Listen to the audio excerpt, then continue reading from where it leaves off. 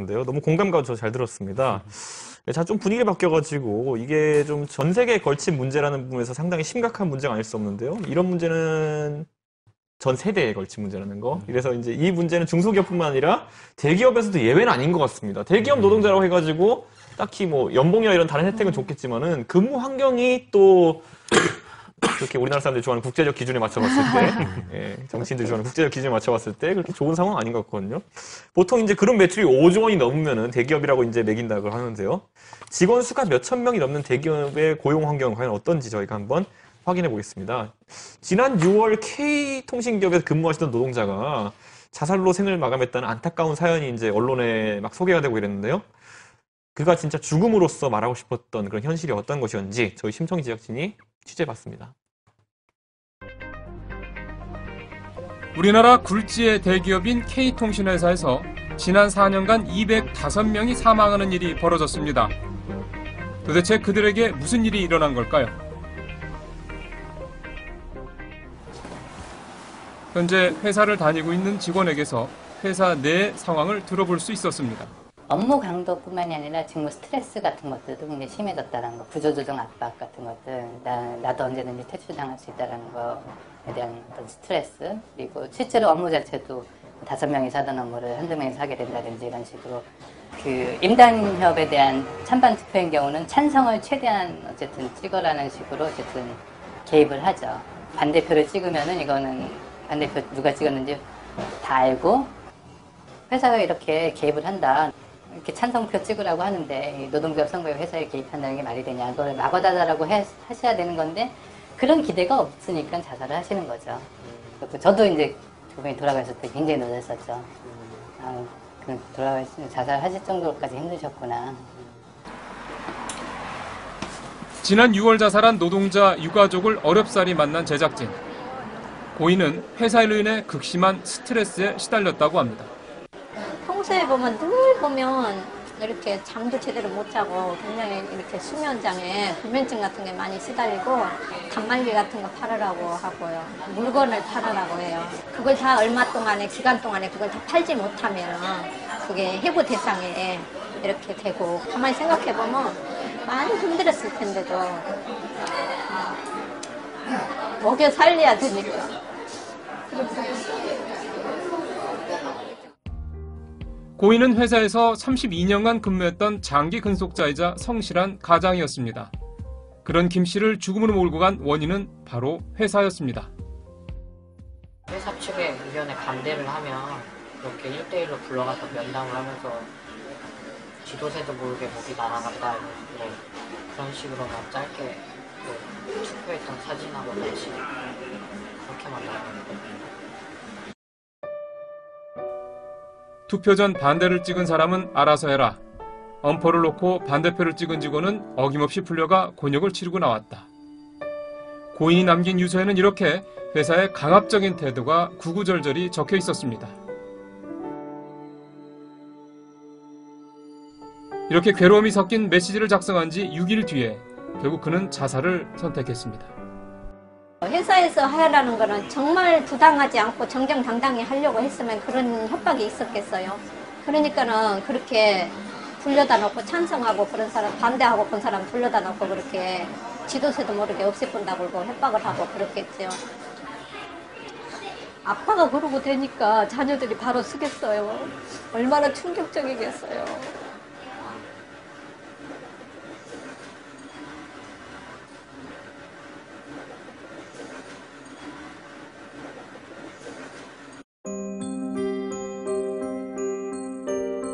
더 이상 죽이지 마라.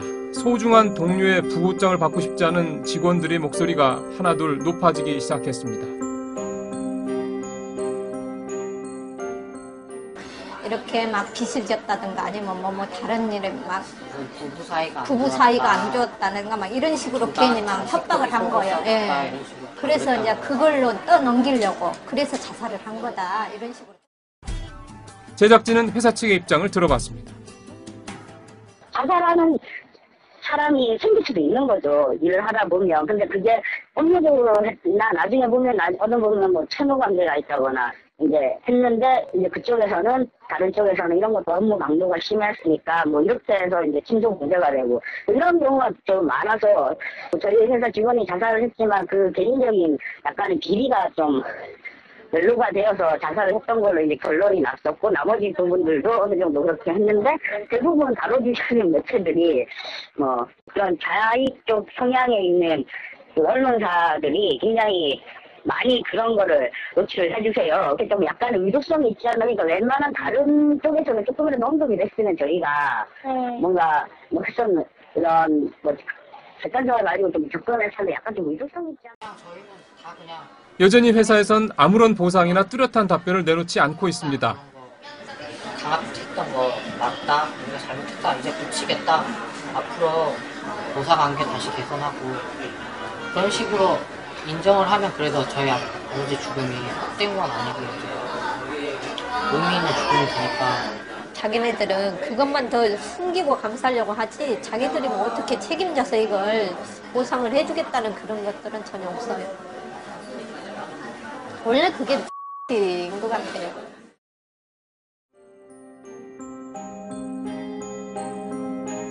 올해 자살한 노동자 9명. 그들이 죽음으로써 말하고자 한 것은 과연 무엇이었을까요?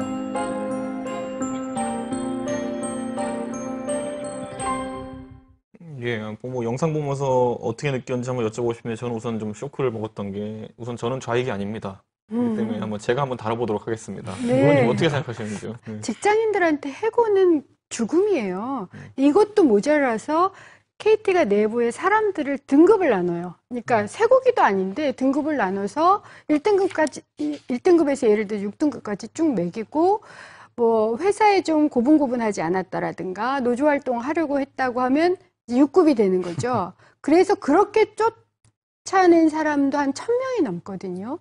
계속 작년서부터 국회에서도 문제가 되고 있습니다.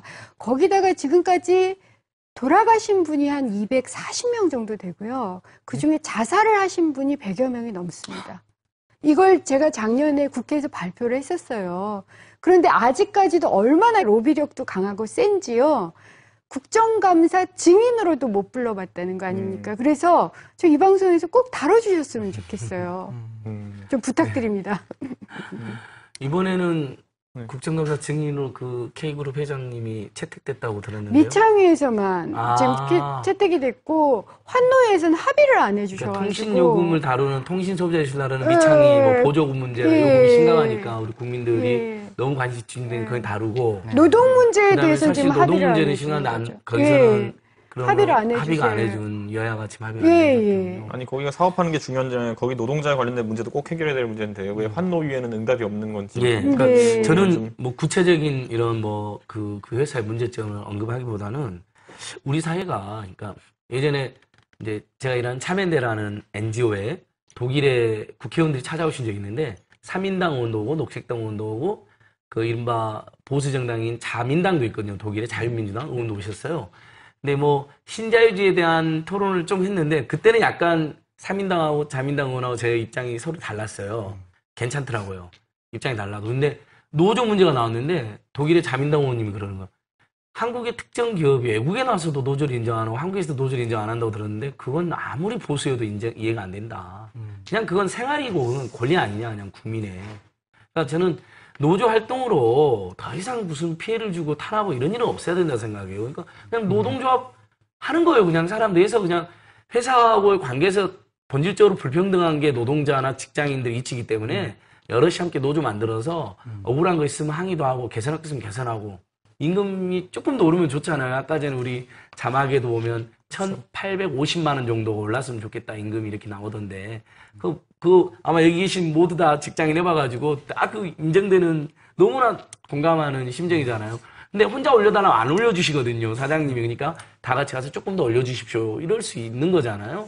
그것 때문에 탄압하고. 아니 진짜 돈이 없는데 올려달라고 그러겠어요. 그걸 보면 그렇죠. 회사 상황이 안 좋은데 회사가 상황이 안 좋으면 여기 없는데 계속 털다 보면 우리도 망할 것이다. 노동 다 알거든요. 알고 그 있어요. 보면. 어느 시점에서는 네. 그러면 임금 동결도 하시죠. 그런 저는 전례는 엄청 많잖아요.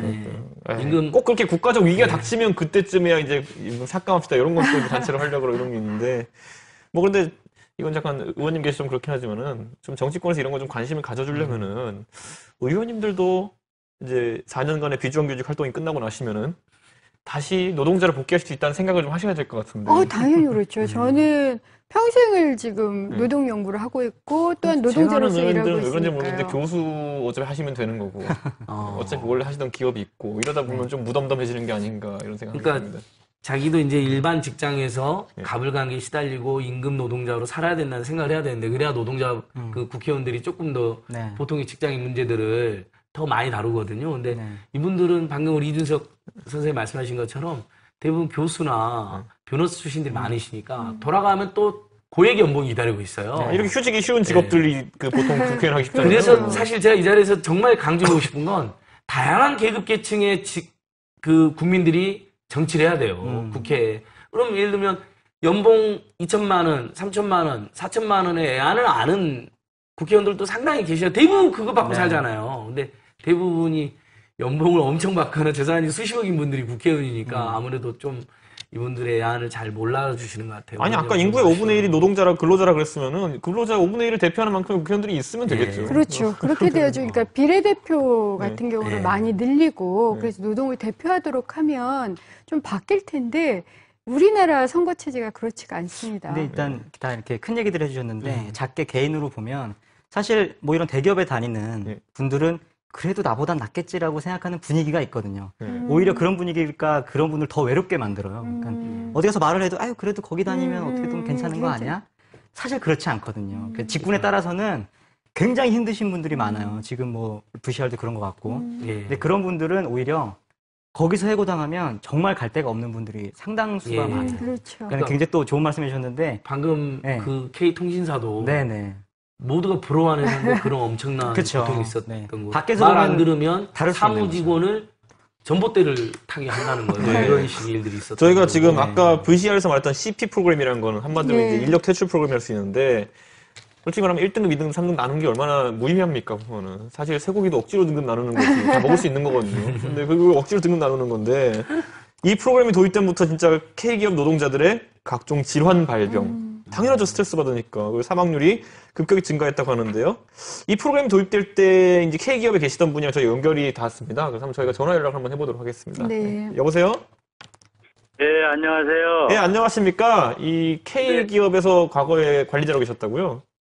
네네. 85년대 입사하고 2008년 10월까지 근무하고 자회사 KTS로 전출해간 이재찬이라고 합니다. 아유, 이 전 관리자라는 건 조심스러운 위치에 계시는데 이렇게 연락 주신 이유는 뭔가요, 보면? 너무나도 그 인권 탄압이 심하고 예. 저는 매스컴에 3차례나 제 실명으로 해서 인터뷰 기사가 나간 게 있습니다. 아, 예. 어차피 제 이름이 밝혀졌기 때문에 예. 이제 방송에서 예. 저희 이제 은수미 의원님 제가 본 적도 있고요. 예. 네. 그다음에 안진걸 처장님 저하고 또 친분도 있고 아, 해서 편한 마음으로 예. 저기 실명을 밝히고 제 생각을 전하려고 했습니다. 그럼 이 CP 프로그램이란 것이 집중적으로 관리하는 분들이 어떤 분들인가요? 그럼 여기 아예 그러니까 모든 사람을 뭐 3, 4만 명 이렇게 다 관리하지 않을 거 아니에요? 그렇죠. 보통 팀장급 이상입니다. 그러니까 보직자죠. 예, 팀장급 이상이 3만 명 전체를 대상으로 지금 관리를 한다고 그렇게 말씀하시는 거죠? 그렇죠. 그러니까 보직자. 예. 예를 들어서 옛날에는 전화기고요. 예. 지금 이제 지사 지점이거든요. 예. 그러면은 그 팀장이라 그러면 적게는 한 뭐 10명 미만, 예. 많으면 뭐 20명 이 정도 될 수도 있어요.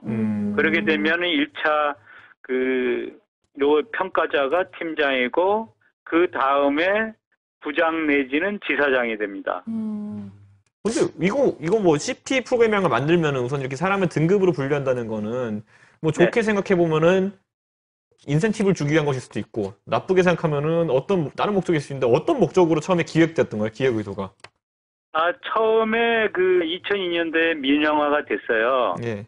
예, 그러면서 이제 생산성 향상, 예. 그리고 이제 나아가서 직원들한테 뭔가 노는 직원이 있을지 모르니까 예. 좀 성향 분석을 해서 예. 뭔가 좀 이렇게 예.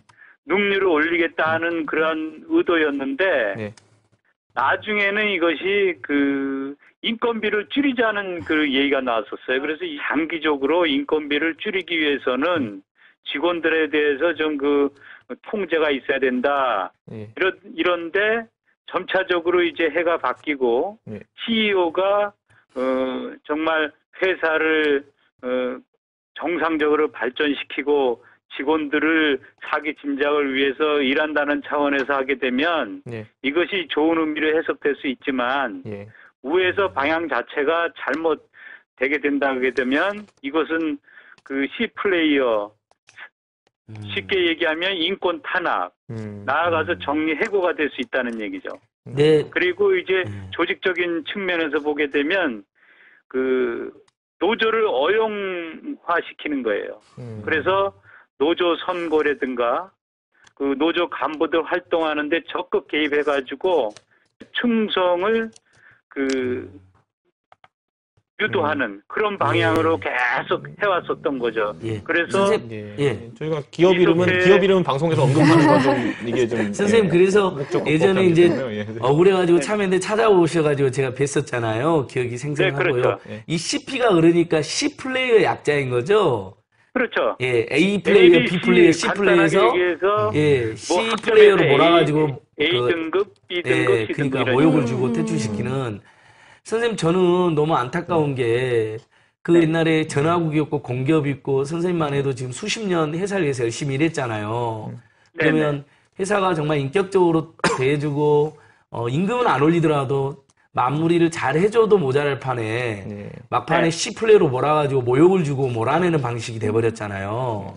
그렇죠. 그러니까 그 과정에 많은 직원 선생님들이 자살도 하고 뭐 퇴출도 하고 그랬던 것 같은데 그러면서 이제 노조 활동까지 이제 회사에 친한 사람들 위주로 만들려고 이렇게 했던 것 같은데 사실 회사에 충성한다는 건 회사가 잘해주면 자연스럽게 충성하지 않나요? 많은 사람들이?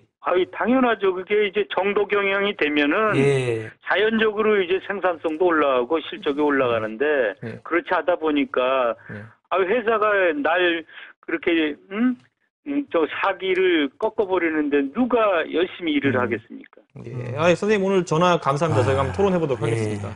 예. 감사합니다. 예, 저희가 방송 중에 원래 이렇게 특정 기업으로 이렇게 언급하고자 하는 의도는 없었고, 그냥 전반적인 업계 관행이나 이런 걸 살펴보려고 했었는데, 또 이제 격하게 또 이렇게 얘기가 나온 부분도 있어서, 그 부분은 또 시청자분들이 또 잘 판단해서 들으셔야 생각합니다. 왜냐하면 기업의 반론도 있을 수 있기 때문에 그런 부분은 알 수 있겠습니다. 근데 이런 것들 보면 이런 인사평가 시스템 같은 것도 대기업 보통 갖추고 있겠죠? 네. 갖추고 있죠. 그런데 그것이 이제 도를 넘어가 버리는 경우는 국제적으로도 문제가 돼요. 예를 들어서 이게 통신사들이 다 그런 것 같지는 않은데 프랑스에서 유사한 문제가 있었습니다. 우리나라가 아니라 프랑스도 그런 문제가 있어요. 네, 그런 문제가 있어서 어떻게 하나 봤더니 프랑스는 성희롱 말고 이것을 도덕적 희롱이라고 얘기를 해요. 그래서 형법으로 처벌을 하더라고요. 회사의 간부들을? 예, 그러니까 회사의 간부들이 그렇게 못 살게 굴고 쫓아내는 게 노동법이나 인권 탄압이라는 것이 분명해지면 그러니까 정당한 지시 이런 거 말고 그냥 그렇죠. 괜히 그러니까 갈구는 거 속된 말로 이렇게 부당 인력이라고 도덕적인. 낙인을 찍어가지고 퇴출을 시키고 모욕을 주고 자살까지 이르게 하는 경우 도덕적 희롱이라고 그래서 그러니까. 형법으로 처리를 해요. 제가 여기 선호도 조사 대기업에서 어떤 대기업에서 평가해 놓은 이런 조사표를 보니까 어떤 지사의 누구님은 보니까 업무는 다소 부진하나 회사 정책에 적극 수긍하고 협조. 여기까지는 알겠어요. 그런데 그 옆에 보면은 무슨 회사 사장 조카 이렇게 쓰여 있어요. 이건 낙인을 찍자는 것도 아니고 무슨 회사 사장 조카라는 거는 사실 업무 능력과 크게 관계가 없는 거죠. 없는 거죠. 우리나라에서는 있죠. 야, 그런가요? 그게 업무 능력이니까. 엄청난 능력이죠. 우리 시인님이 굉장한 촌철살인이에요. 그렇죠. 그런 게 영향을 많이 끼치죠. 제가 쓴 글 중에 이제 쓰기에도 두기에도라는 글이 있어요. 제목은 10원짜리. 쓰기에도 두기에도. 이제 10원짜리 그 글을 제가 왜 썼냐면은 이제 어떤 회사에서 일을 하다 보면 10년, 20년 근속을 하다 보면은 오히려 이제 그 근속 그 연수에 따라서 더 대우를 해준다기보다는 어느 순간 되면 계륵이 되는 순간이 와요. 이 사람을 쓰기에도, 이 사람을 두기에도 계륵이 되는 그런 사람들을 사실은 걸러내기 위한 장치로 사용되어 가고 있는 것 같아서 예. 그런 부분들이 굉장히 씁쓸하네요. 네. 그러니까 처음에 우리- 고용할 때 고용 비용으로서 나중에 그런 걸 다 이렇게 이 커브를 다 포함해서 고용해야 되는 그렇죠. 건데 올라갈 때는 잘해주고 내려갈 때는 어떻게 빨리 자를 수 있을까 이런 고민한다는 것 자체가 참 그러니까. 비도덕적인 거거든요. 근데 사실은 그게 가능하다고 생각을 하기 때문에 그렇게 고용을 하는 걸 수도 있고. 그러니까 우리 사회가 제가 너무 뭐 많은 걸 바라는 건가요? 수십 년을 우리 회사를 위해서 일하는 어떤 직원이나 노동자에게 예전보다 업무 효율이 좀 떨어진 면이 있어도 그 수십 년 동안 우리 회사를 먹여 살려준 사람이잖아요, 그분이. 하면 어떤 품격 있고 인격적인 헤어짐을 잘 준비해야 되는 거 아닌가요? 그러니까 그런 게 아니라 몰아내고 모욕 주는 방식이라는 거죠. 그러니까 평생 믿었던 직장이 그런 짓을 하니까 자살해버리는 거예요. 사람이 갖고 있는 자존심 말고 자존감이라는 게 있는 것 같아요, 저는요. 그러니까 최소한의 긍지, 내 인생의 보람. 20, 30년 일했던 회사가 날 이렇게 매몰차게 몰아내다니. 아니 근데 그건 모르는 게 보면은 예. 제가 야구 좋아해서 야구 선수도 보면은 제가 제일 좋아하는 야구 선수가 배영수 선수라는 분인데 부상으로 한 세 번 했어요. 예. 그런데 9년 만에 다시 다승왕이 됐어요 이번에. 그러니까 그건 모르는 그러니까요. 거거든요 지금. 네, 그렇죠. 예. 항상 제기를 할 수 있는 것이고 뭔가 다른 또 어떤 능력으로 이렇게 회사에 기여할 수 있는 건데 그런 게 아니, 그 머니볼이라는 영화에서도 태물 야구 선수들 모아가지고 하잖아요. 그 대역전극은 뭐 오클랜드 그 퇴물이 아니라 잠깐 좀 내려갈 수가 있는 거죠 그러니까. 그러니까 사람의 가치를 네. 이렇게 아주 뭐랄까요 제대로 평가하고 좀 기회를 많이 주고 기간을 좀 제가 여기서 이 업무 평가표를 보니까 되게 의미 있는 하나가 있어서 제가 읽어드리자면요. 회사 정책에 대한 무조건 반대. 그런데 업무 우수. 뭐예요? 그러니까 회사 업무 우수라는 걸로 다 평가가 되는데 회사의 정책에 반대하는 게 잘했다는 건가요? 그러면? 아니 무조건 그리고 반대라는 평가 자체도 굉장히 주관적인 네, 거예요. 네. 뭘 그렇게 얘기를 했는지는 알 수가 없는 근데 거거든요. 위에 또 세 번째 문 이런 것도 있어요. 업무는 다소 부진하는 회사 정책에 적극 협조.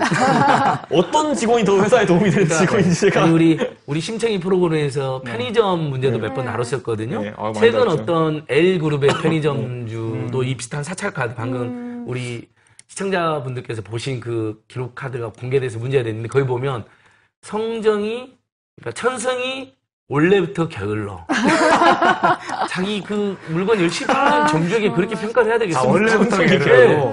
그 다음에 아. 안티 카페 활동 중. 근데 그 카페가 그 편의점주들의 단체예요.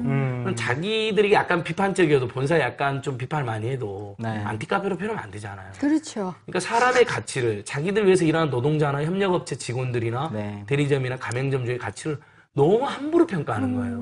근데 이거는 이럴 수 제가 없잖아요. 약간 이거를 그 업무 평가표를 보면서 생각이 난 건데 제가 일하면서 느끼는 거는 이거는 성급한 일반화할 수도 있는데 회사에 약간 부정적인 분들이 일을 잘하는 경우가 굉장히 많아요. 약간 일반화할 수도 있겠죠. 근데 예. 문제의식을 항상 가지고 비판적 사고. 네, 비판 사고를 가지고 회사에 대해서 어떤 비판적 사고를 가지지만 또 자기 일은 그런 분들이 되게 충실하게 해내는 분들이 많거든요. 예. 근데 그런 분들이 이제 회사를 나중에 안 좋게 그러니까요. 떠나는 경우가 많다. 그러니까 원래- 그것을 창조성이라고 보면 되는 거거든요. 그런데 완전히 없애버리려고 하는 거죠. 제가 경험해본 저는 이제 조직문화 제가 비영단체도 하고 회사도 하지만은 보면은 보니까 뭐가 있냐면 불만이라는 어떤 비판적 의견이 나왔을 때 이 사람이 왜 이렇게 극단적이냐 이야기하는데 처음에 잘 안 들어주면 나중에 그렇죠. 뭐가 극단적으로 네. 가더라고요. 그러니까 그런 회사 체계를 오히려 고민해보는 게 어떨까. 제가 그러니까요. 경영 진단 한번 내려보겠습니다. 제가 한번 좋은 말씀이네요. 좋습니다. 이게 정말 이게 진짜 보니까 이 대기업에서도 이런 문제가 있다는 걸 보면서 글쎄요. 그래요. 제가 봤을 때 진짜 여러 이제 취업 준비생들도 보면은 대기업 꼭 선망할 수도 있겠지만은 사실 글쎄요. 좋고 나쁨의 문제가 아니라 이거 그러니까 지금. 저는 그러니까 불만과 비판은 우리가 살다 보면 심지어 그 사장님도 그런 불만과 비판을 하는 경우 있잖아요. 그렇죠. 막 항공기 타가지고 막 누구 때리기도 하고 그러잖아요. 불만 있어가지고. 그러니까 네. 불만과 비판이라는 건 자연스러운 감정이니까 그걸 회사의 발전과 생산력이 어떻게 연결시킨가를 그런 시스템으로 잘 만들면 되잖아요. 노조 활동도 마찬가지거든요. 근데 그런 사람들을 다 자르려고 하니까 자꾸 우리 사회가 노동 후진국이라는 소리를 듣게 되는 겁니다. 사람이 죽어 나갔습니다. 그럼에도 오늘 대한민국은 평화로웠습니다. 그런데 어디선가 계속 문제가 터지고 있겠죠. 오늘도 심청이에서는 뻔뻔하게 돌아가고 있는 노동 환경에 대한 이야기 나누고 있습니다. 현장의 목소리가 새로운 대한민국을 만듭니다.